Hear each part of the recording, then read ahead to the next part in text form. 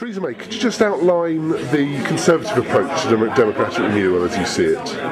Yes, I'm very pleased to say that what we want to do is actually give people power over their lives. So it's about actually devolving power down to people. It's about empowering people to take part in their communities in things that are happening locally in ways that they can't at the moment. So we would get rid of a lot of the targets that are set centrally from the top by government, which we've seen over the last 10 years.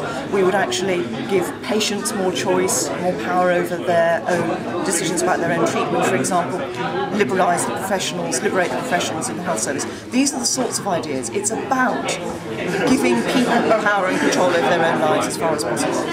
And you did a speech today about European legislation and how Parliament should scrutinise that. Could you outline basically what your proposals were? Yes, I've set out our policy to ensure that Westminster can in future properly scrutinise European legislation.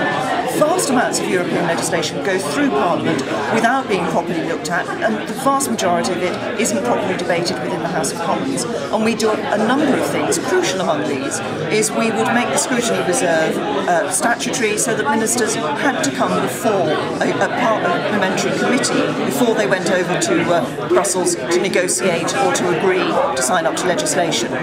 So we'd make that a statutory requirement. We'd give MPs the power, if above a certain number wanted it, to have a vote on the floor of the House of Commons on European issues. We'd make the time for questions to the Minister of Europe. Those are just a few of the highlights of what we would do. But there's a number of proposals to ensure that Westminster in future would have the power to properly scrutinise legislation going through Europe. Great. Thank you very much.